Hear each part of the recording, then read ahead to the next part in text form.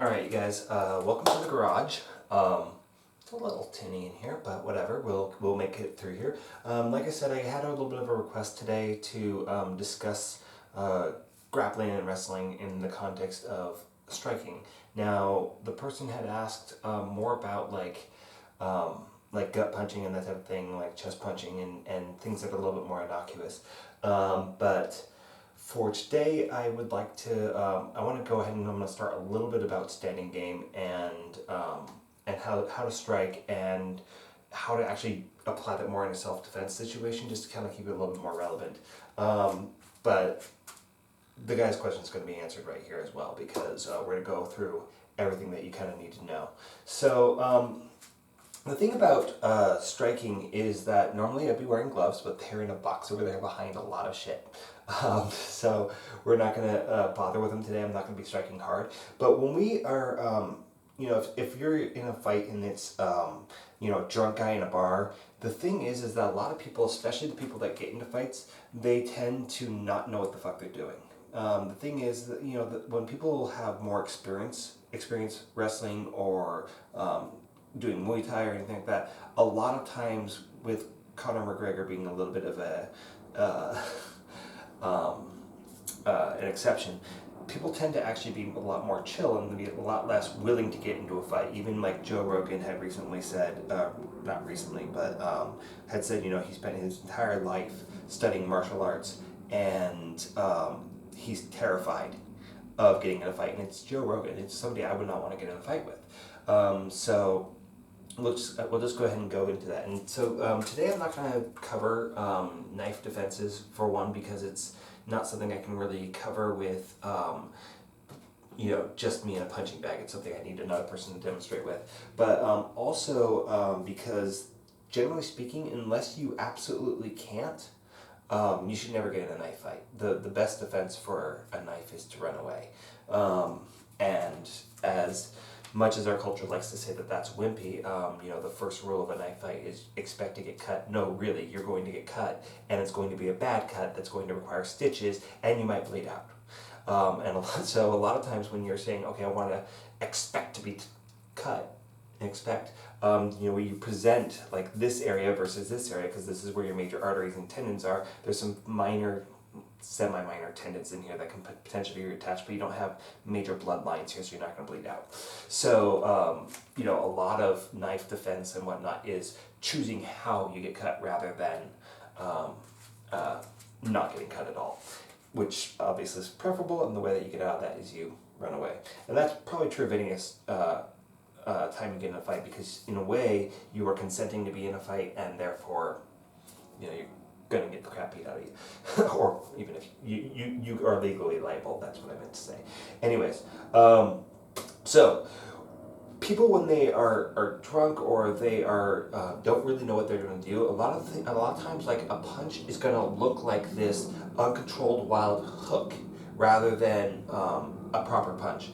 And the reason why I'm talking about this, and I know that we're talking about self-defense right here, but knowing the mechanics of how to strike is going to be a lot to do with how you're going to actually end up defending.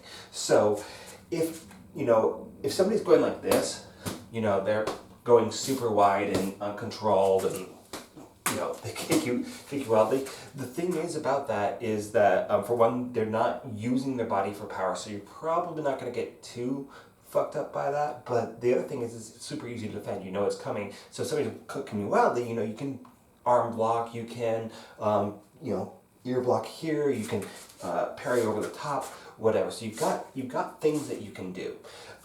So understanding proper fight mechanics, because it's no different how you're going to defend and attack, whether the other person has good technique or not. I'm just saying, if somebody's going wide and all that, you've got way too much time to defend. So when we look at Muay Thai, Jeet Kune Do, when they are doing their fighting, right, a lot of times, like when I was first starting out, they said to protect here, right?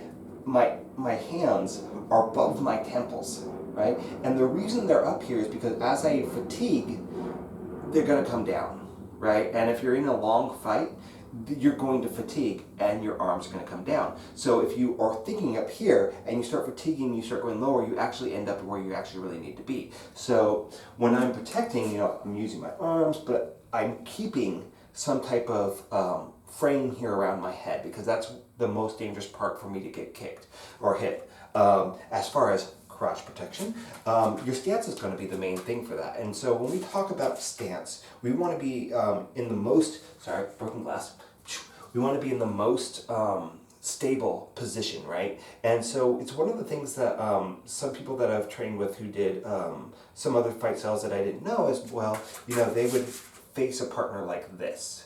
Right? So my partner's right on that straight line here, and they're trying to get all the power from here. Now, this protects my junk really, really well. But you go up against somebody that knows a little bit of Muay Thai, they know how to throw a kick, they know how to throw a knee, you're not stable here. So we tend to teach, this kind of 45-degree stance here. So I've got this leg pointed right at my partner's hip or their leg, right? If we're mirroring each other, this leg is out this way. And yeah, I do have to be concerned about my junk because, again, that's horrible. But I'm a lot more stable. I can move. If I'm here, I'm just asking for it, and I'm also not back stable. So we're trying to pick what our stance is based on what it's going to be effective in that moment. But a lot of times we really want to have this angle, because even if they did get some kind of crotch hit, it's not going to be as powerful as if I was square. And so when you look at Wing Chun, a lot of times they're going to start in kind of this posture here because they're protecting that middle line. But not great on your knees. If somebody side kicked you, you can potentially collapse in that position. So there's drawbacks to everything that you do. And you choose your fight style by what's effective for you, right? So here I am, this is my opponent. When I strike, I'm gonna come back here so you guys can see it a little bit better. When I strike, my left leg is the lead because it's my weak leg. My left hand is the lead because it's my weak arm. So this is a jab. Notice that happened in my shoulder here. I rolled my shoulder up because I'm no longer protecting that jawline, which if I get here, not only am I going to lose teeth, but I'm also going to be a lot easier to get knocked out. I'm going to have neck issues. So I really don't want to keep that unprotected. So when I extend out, I'm coming up the center line, right? So you can see here, right? But look at how hard I can hit with that. Notice that I'm not doing anything, right? Versus, I really should be wearing gloves, but versus like throwing your body into it. So that kind of rotation of the body is what's going to give you your power. Your striking power comes from your body, it does not come from your arms.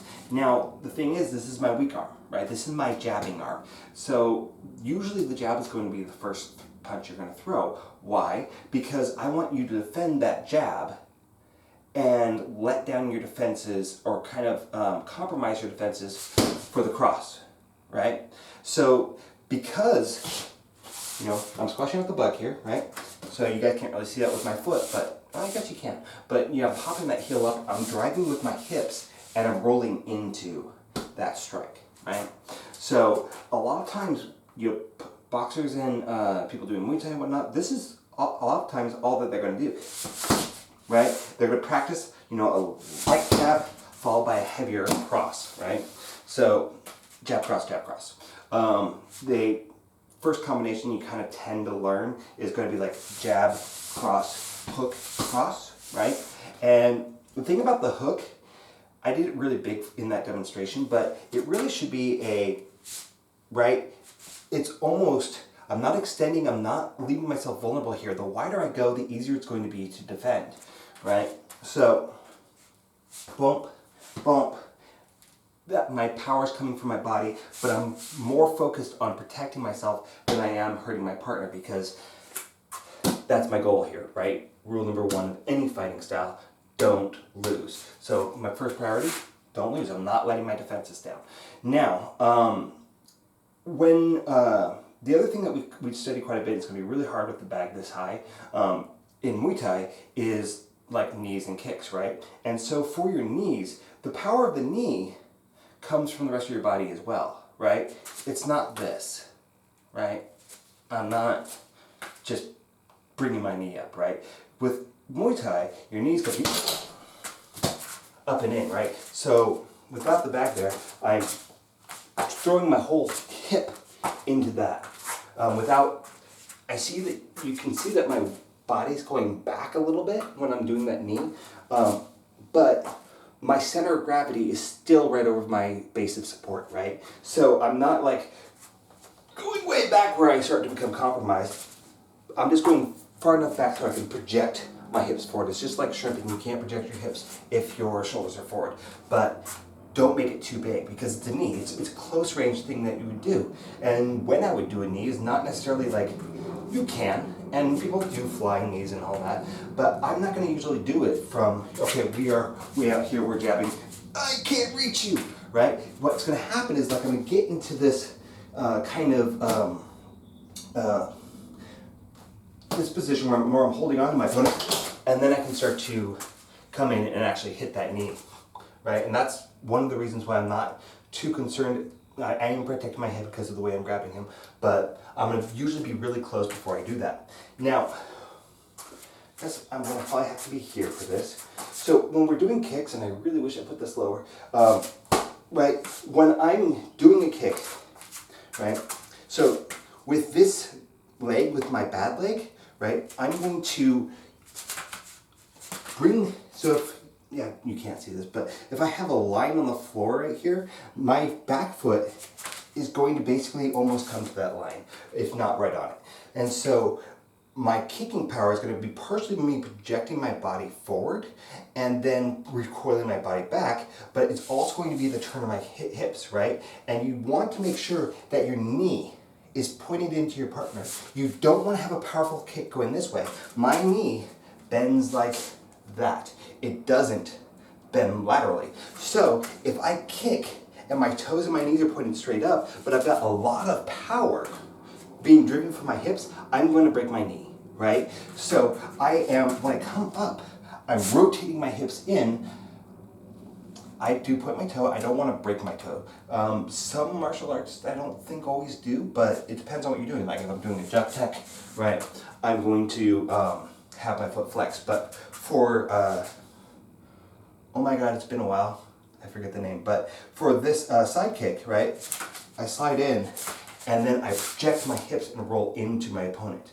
Now for the back kick, the way I'm going to prep for this is I'm going to step and I'm going to externally rotate my hip here, right? I'm going to point my knee the way that my hip needs to go. This is going to give me power, right? When I do this back kick, right, my foot was pointing 45, it's all the way across, right? And then I come back. When I come back, I'm coming back to where I was before, right? So for this back kick, I'm going to open up my hip, right? And then I roll my hip into it, right? So I'm getting pretty much completely vertical and I'm projecting my body into it. And really, I want to be hitting right here and I want to be thinking that I'm going right through their abdominals, right? I don't want to be wild, right? Because people will back up, they will project their hips back, they'll catch your leg and all that, they'll ride your leg. So I don't want to be uncontrolled about it, but I do want to be thinking a little bit that I'm coming through, right? So there we are. So I'm hitting here to here, and that's how I've always hit. So that's where we are. So somebody comes in striking at you, right? The first thing about standing up, and even on the ground, guys, the thing that we really is going to determine the fight a lot of times, full or empty gas tanks, but also who can maintain the distance better, right? So I'm not going to be staying the same distance like an Irish boxer, you know, coming up here, and I'm not really changing my distance, right? I want to be, you know, I'm active on my feet, back and forth. I'm very light. This is partially so that it's harder for them to kind of see my movements, so they don't know when I'm actually going to come in. And when I want to, right, I'm here, I close the distance and I come straight in and I hit that punch. So we are maintaining distance before we go in. But we're talking about this in a grappling sense. And so when somebody's throwing a punch, there are two places that you can be. And this is the main thing that I kind of wanted to get at here, is that when somebody's coming at me, depending on how they swing, right, I want to either be in the center or on a side, right? And that seems counterintuitive, right? But what I mean by the center is I'm going to come in. Sorry, I'll come on this side so you can hear me. I'm going to glue my head to their head. I'm going to hold the back of their neck. I'm holding their arm on the far side if I can, and I'm tight to them, right? Now, their body can't turn into any punch, so their punch is going to be horribly weakened. And if he's vertical like this, I've got my knees that I can come in here. So I'm kind of holding more like this. This is going to be on the shoulder. My head is kind of down and in. Because at this point, I don't need to necessarily be watching my opponent. We're connected, right? If I'm down here, my eyes are always on my opponent, and they're actually up here. My body will tell me when he's going to move. But once I come in, I connect, right? My forearms connect, and they create pressure on his chest, and then I grab his shoulder, right? And the back of his neck, and I get that connection, and notice my ass, right? My bony ass. Right? So these unfortunately were like one of the last ones that Piranha did before they went out of business, so I snatched it up. So anyways, notice my ass. It's way out here. Why? That. Not necessarily because I want to be able to knee him well, but because I don't want to get kneed, right? If my hips are out here, he can't necessarily hit me all that easily. Right? When I come in, I'm owning that center. So if he tries to knee me, I've created that space kind of prevent it. If he tries to kick me, I'm pressuring into him. He's got to maintain that balance. So by me constantly threatening and moving him, now we're kind of gone into my territory, which is more grappling, right? Now, from there, I can start setting up my takedowns, and we will do that at another time. But the main thing I want you to kind of get from this is owning that center, making that strong connection. Now, if he's here, right, he's protecting like he should, that's not going to be easy to do, right? He's got to be throwing a punch. He's got to be doing something that you have the opening to come in here and actually start to own that center. So the thing is like when he starts to throw a punch, I'm coming to the inside of that punch, and I'm paying attention to whether it's a jab or a cross, right? Because he might be throwing that cross immediately after. So I'm protecting from that punch. I'm reaching forward. I'm grabbing the back of his head. I'm keeping my shoulder up and then pound in, right? So I need to parry that punch by just creating a little frame. He doesn't have any power laterally with any type of punch that he's doing, right? The power is coming straight in at you. So deflecting it is not really that difficult of a thing to do, and it's much easier to do than trying to catch his fist in air as you might do in Aikido. That was a jab at Aikido, I apologize. No martial arts shaming here. Anyways, I come in and I own this. Now the other thing that I can do, and I mentioned this already, is that if he's throwing a punch, I can move to the outside. And this time I don't really need to pay as much attention to whether it's a jab or a cross. So whatever kind of punch he's doing, I'm getting my head out of the way. I'm not waiting to find out if he's going to hit straight or if I am able to parry it out of the way. No, I'm getting my head out of the way, and if I can, you can hit the wrist. But remember, guys, when we're talking about grappling, like, this is a hard joint to hold on to.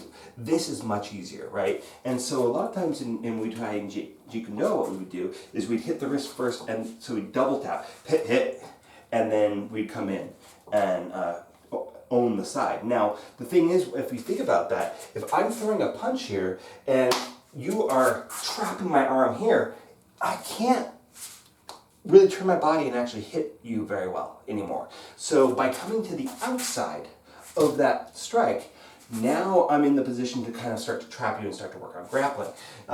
One of the things that I like to do is, like, I will follow that. I'll do the parry with my forearm rather than my hand, and then I'll move my hand down to their hand, assuming that they don't pull it back really fast. If I'm going against somebody that does a lot of Muay Thai, this is how they strike, right? So the hand's coming back just as fast as it went out.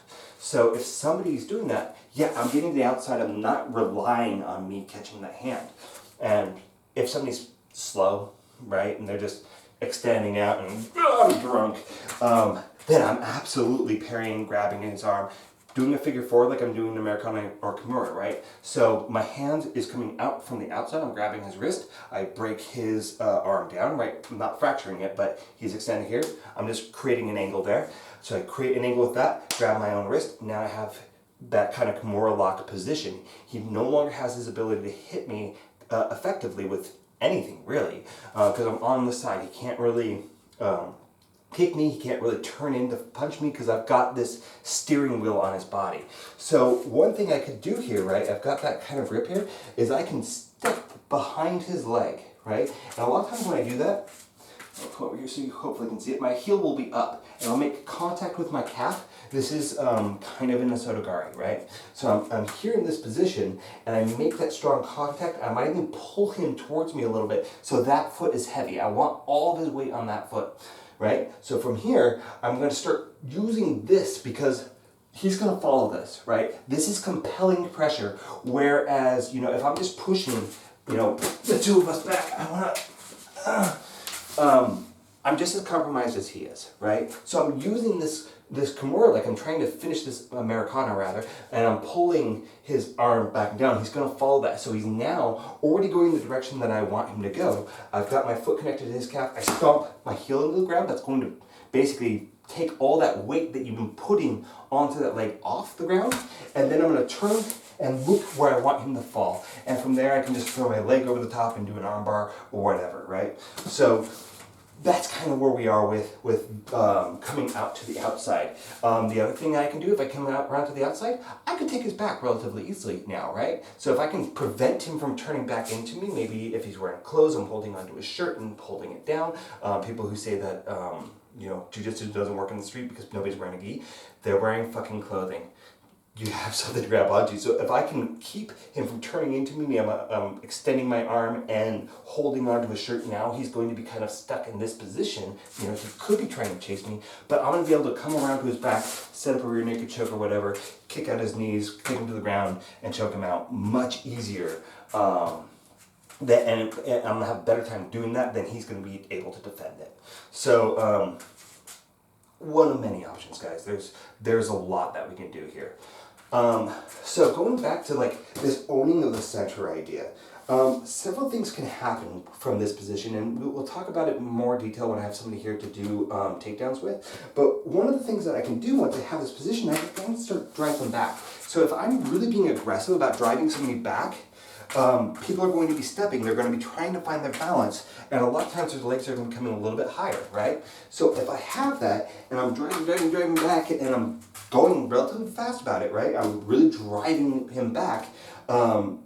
If I'm giving him that energy and he's actually going along with it, I might be able to pick that angle, and I might be able to do a low single.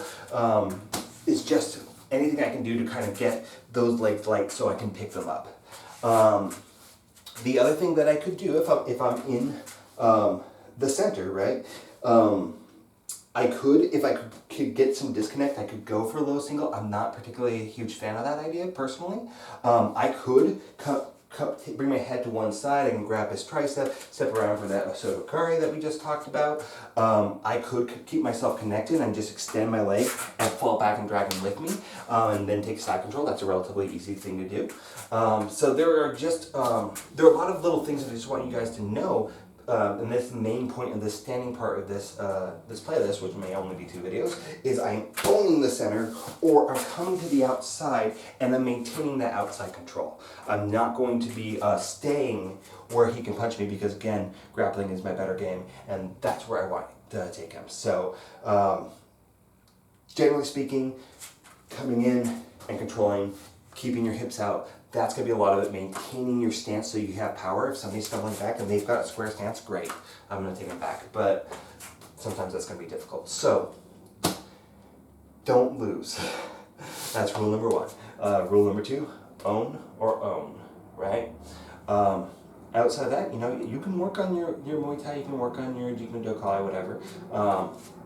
They are all very, very handy in these situations. We just want to... and I guess since I'm here a little bit, just to kind of go back to the question that started me on this video, is if I am standing and maybe the guts are something that I am going for, you can totally do, body hooks and whatnot in here.